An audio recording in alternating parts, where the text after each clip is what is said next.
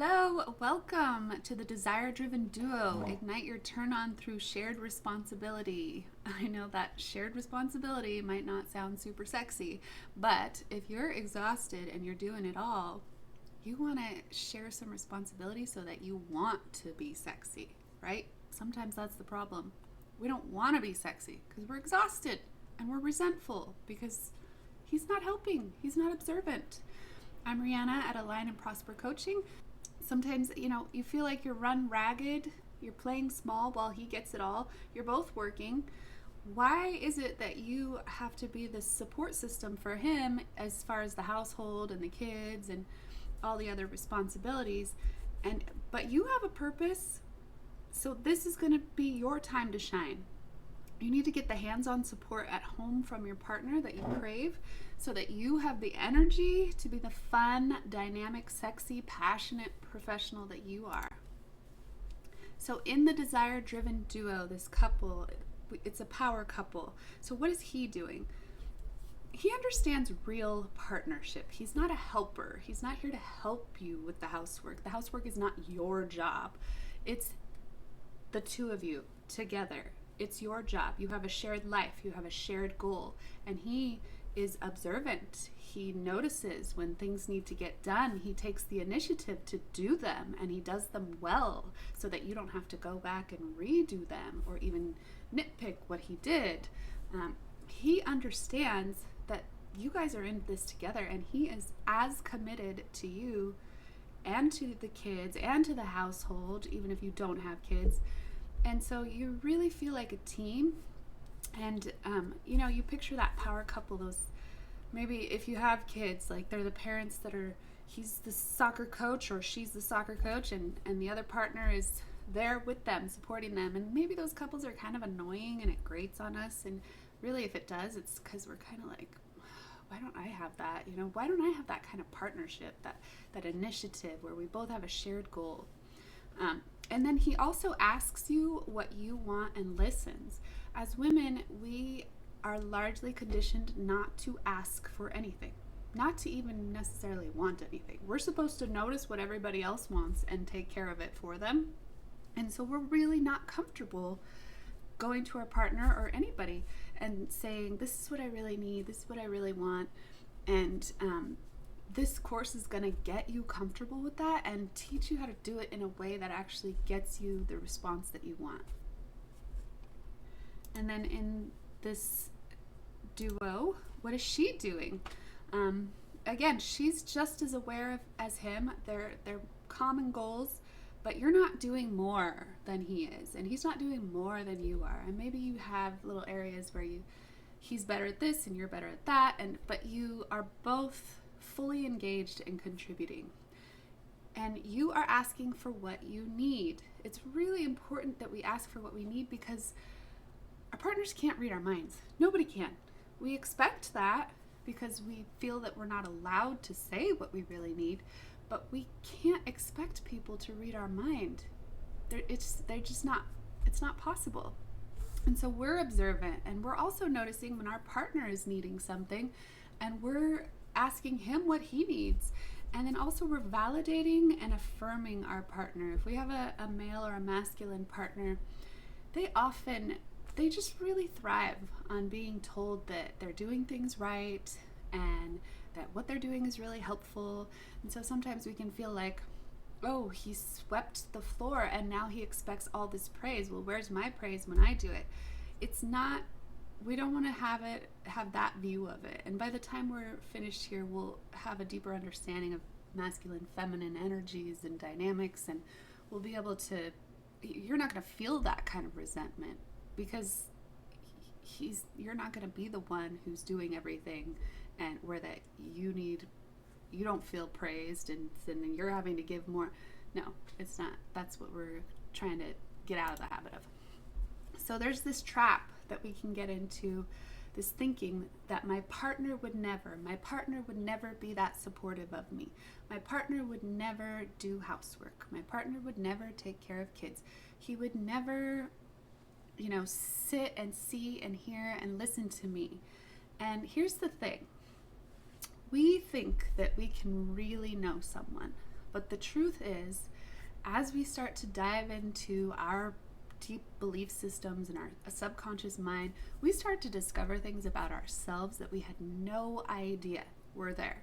And so if we can't really know ourselves completely, like getting to know yourself, learning to love yourself is a lifelong journey. You're always discovering new things. There's always something that gets to heal. And so if we don't know ourselves, we cannot know another person completely. So we want to approach our interactions with other people with curiosity and compassion rather than, oh, I already know what the outcome's going to be. I know what he's going to say. I'm not even going to bother, right? And we can get this false sense of safety from thinking that we really know this person and we already know the outcome. It prevents us from taking risks and being vulnerable and being seen and heard. And maybe in childhood we learned that being seen and heard was dangerous. Like perhaps we grew up in a home where we needed to stay quiet and off to the side so we didn't get punished or bullied by older siblings, or any number of things. We were in church and we said something and out loud and we got slapped because we were supposed to be quiet. We we might think that expressing ourselves is dangerous, and so we get into this habit of not allowing others to express themselves, not really expressing ourselves, because we've learned that that's the safe thing, to be small and quiet. And then another belief we might have is, I don't know any couple that behaves this way, where they're talking with each other openly with curiosity and compassion instead of right away throwing the insult or the dig or making a quick judgment about what their partner said. How many times have you watched a couple get into this bickering argument where you were the third wheel and you were like, oh, that's totally not what he said, or that's totally not what she said. Wow, you're really jumping to conclusions, and oh my gosh, how uncomfortable is that? But you can be a couple that talks with each other with curiosity and compassion. You may also have the thought, other women seem to have that, but not me. You may have seen couples that do communicate that way, and you feel really like, doesn't that hurt? Like you feel like, why can't I have that? Why am I not meant for that? Or is that not meant for me? And that's not true. You can have that, and it is meant for you. And we can get into this belief system that we're attracting types of people, but really we're attracting types of behavior. And I'm going to cover that more on the next slide. I'll cover it a little later. So the trap of I just do it better thinking it's a slippery slope. It keeps us really busy. And do you ever wonder why you need to remain so busy? I know that in our society we're taught to be really productive, and as women we're supposed to nurture, and we're supposed to think of everybody else first, and we're supposed to take care of everything, and everything should be getting done and perfect and in its place. Why are we doing that? We were taught that, but also we may not feel like a valid, worthy human if we do not have everything in place, busy, working all the time. We may also be avoiding some pain and some feelings that we haven't processed, and we are pretending that we're just moving on, but by not ever feeling that stuff, we remain really busy, we burn out, we get resentful, and then we're not getting our basic needs yet in sexuality, in connection, in belonging, in love, and safety.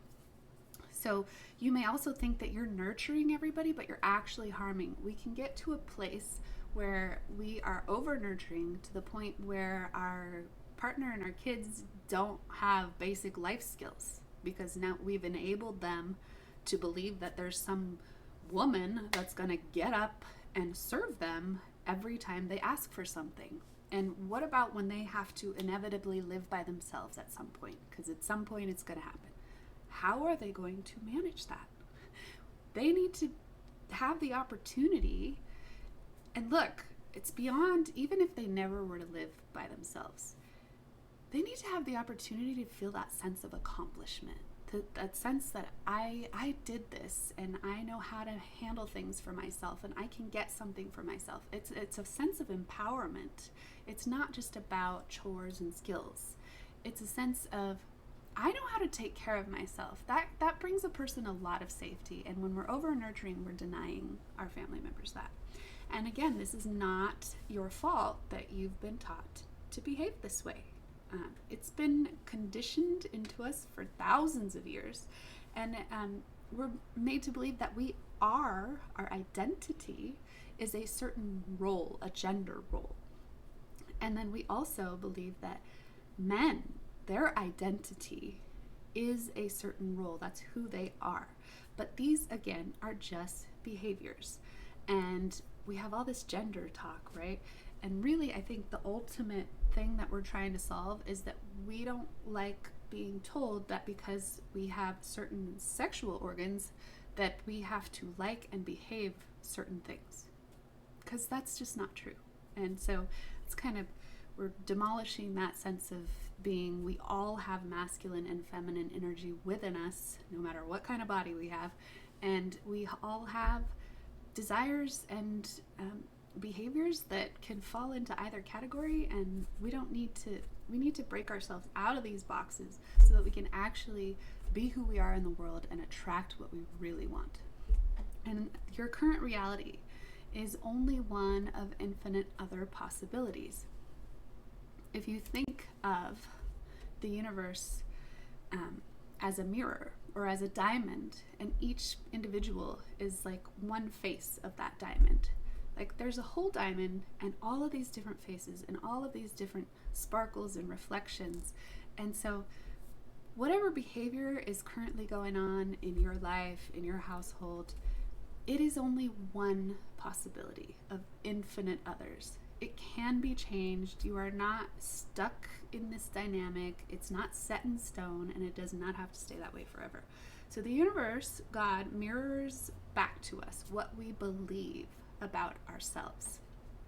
All of our relationships are mirrors about what we believe about ourselves. So if we have family members coming to us and telling us that we're a terrible mother, there's probably a voice in the back of our mind telling us that same thing, and the universe is mirroring it back to us through our relationships, through the things people say to us. And this can give us this you've heard of create your own reality. If you follow Abraham Hicks, she talks about that all the time. But creating your own reality gives us this really powerful sense of control, right? We're like, oh, I can change it. I can be in control of it. And then we find out, oh, it's my thoughts that are my own thoughts that are being mirrored back to me into reality. We can get really stuck in this rut of fixing ourselves and reprogramming our subconscious mind. Part of what we're doing in this course is reprogramming the subconscious mind, but it can become an obsession and an addiction, and it can actually lead to more confusion than we want. So that's why it's really great to have guidance and community while you're going through it, because you don't want to get yourself stuck in a loop of trying to fix yourself all the time. We want to do some work, and we want to celebrate. We want to, integrate whatever we're learning so that it remains a solid pattern, rather than reverting back to this, oh no, I'm having that thought again. Oh, that's a problem. Every time we have a thought, it's not a problem.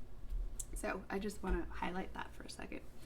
And these things are not happening to us. When somebody outside of us says something that hurts our feelings, it's not something that's happening to us. We don't want to get into this feeling of powerlessness and victimization. This is happening for us because it's the universe's way of showing, hey, you've got this thing going on in your relationship with yourself that is really harmful. You're really not being kind to yourself. And so I'm putting these other people in front of you to show you what's going on with you toward yourself.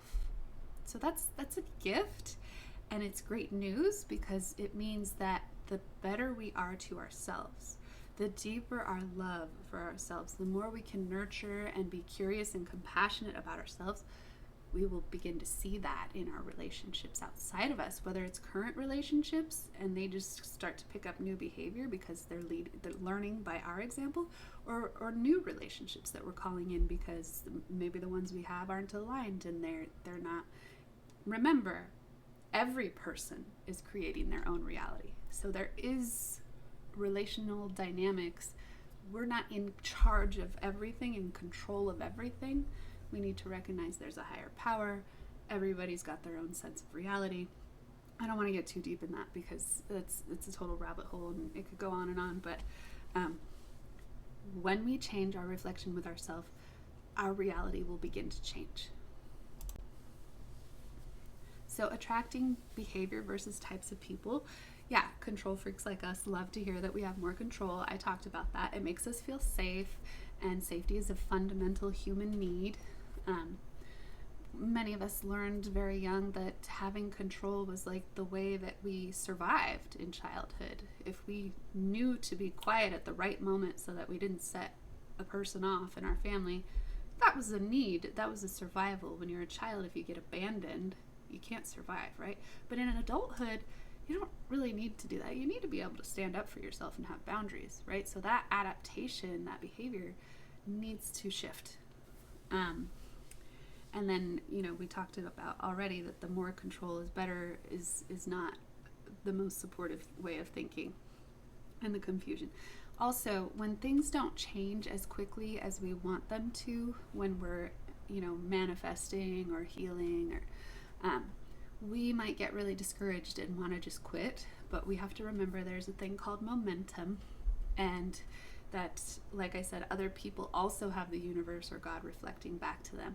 So our past behavior for years and years and years might still have this momentum going in our life, and we've just switched, the train and we're going this other direction, but we might get pushed up against some of those situations in our life where we have like this big realization, and then we have this thing happen that feels like it's from the past. Well, yeah, it is. There was a pattern, but stay the course. It's worth it, and a lot of magic happens when you're on this path, and it's amazing to watch the miracles that happen when you're not forcing and pushing things. So what will we learn in the course? You'll uncover false beliefs and replace them with supportive beliefs. We don't want to just extract things or try to remove things from ourselves. We have to integrate and accept all parts of ourselves. And so we're going to shift beliefs and we're going to make them into supportive beliefs. We're not taking things out and throwing them away. So new ways of communicating that get you what you want. There is a book, I believe it's part of the coursework, and it's called Nonviolent Communication. You can go get that book now and read it. It will be helpful for you in all of your relationships and the way you communicate. And so there's that, and there's other ways of communicating that we'll discuss in the course. Daily practices for emotional regulation when things get heated. When we're triggered, we tend to respond in ways that we're not proud of. We're going to give you some tools that teach you emotional regulation that can stop the reaction in the moment before you have it or while you're having it, so that you can shift course and stay in this place that you want to be and get the outcome that you want. We're going to learn how to better nurture ourselves with the way we're eating, the way we're moving, the way we're resting, emotionally, physically, spiritually, etc. How to get out of the deprivation cycle so that you can have better vitality. Again, if you're a person who is serving everybody first, you're probably doing it from an empty cup, and pretty soon you're not going to have anything left. I mean, this is how women end up like really sick and with disease and dying young. You've got to fill your cup first so that you have something to give, so that you can live longer. You don't want to deplete yourself. That we've been taught to, but that's not the way. That's not fair. Also, we're going to build community that is supportive and has depth and intimacy. I'll talk more about that on the next slide. And then what real self-care is and how to maintain it. it's not going to a spa day at the Ritz-Carlton and spending $500 to $1,000. You can do self-care in other ways, and it doesn't have to be a bath, and it doesn't have to be, we're going to get in touch with what you truly desire, what you feel is really supportive, and build a self-care ritual that matches what you desire. FAQ, how much time will I need to invest? It's 1 to 3 hours a week, depending on how many practices are new to your routine. If you're someone who already practices mindfulness, meditation, daily movement, the time commitment's going to be less for you. If those things are not part of your routine, then your time commitment is going to be new. There's going to be new stuff that you're adding to your routine, and that you're removing other things because they're actually not as important as we tend to think. I know, I've been there, I've done it. The format of the course is every week there's a video and a short written exercise. The videos are shorter at the beginning. They get a little longer toward the end, but they're definitely manageable. There's one meditation, and then there's one physical practice. A physical practice beyond, not workout, but like a somatic healing practice.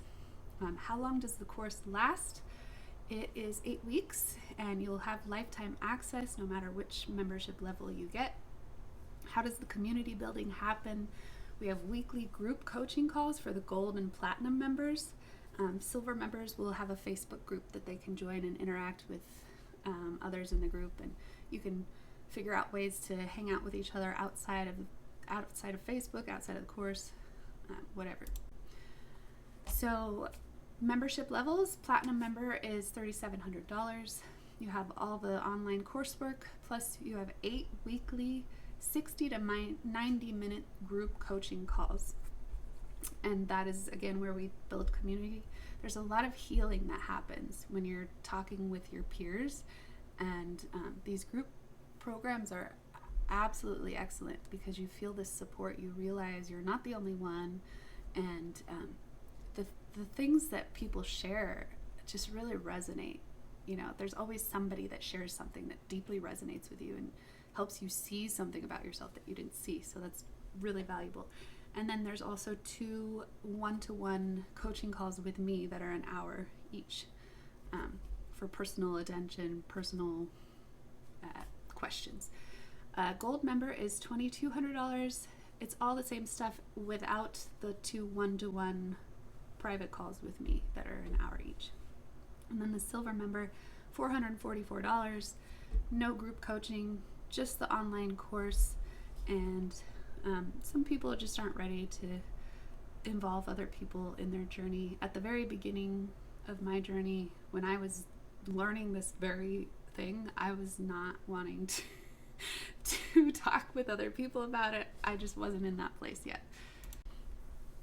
And then there is a guarantee, 30-day full refund for gold and platinum members if you feel that I, as the coach, did not show up for the group coaching or one-to-one calls in a way that felt supportive in holding the container. If the container isn't there because I didn't show up, for example, that would be pretty terrible. Also, if you didn't feel safe seen, we'll have a conversation about it. We'll see what can happen, because as I'm going to highlight below, member shares can be really triggering. And I want you to know that triggers give us great information about where we're not free. So one of my triggers is like always jealousy. Like if I see a member in a group that I'm in and she is taking up a lot of space and she's asking too many questions and she's sharing too much, I can be like, who does she think she is? And that's really more about something that was in me where I didn't feel like I deserved to take up that much space. And so that was a healing moment for me, and that's what can happen. Like, these can be deeply personal stories that we're sharing, and they can get upsetting, and we're going to learn the tools to resource, to bring ourselves back to safety, to regulate our own emotions, so that the triggers aren't preventing our transformation. And then, as always, kindness, patience, acceptance with each other and ourselves is required for group participation in group coaching.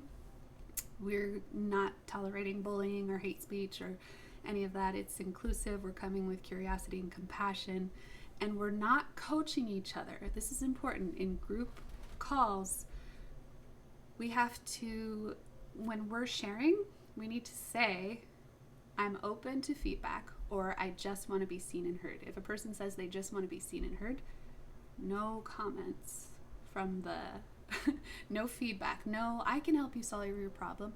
That has to be invited. So that's something that's important as part of our community.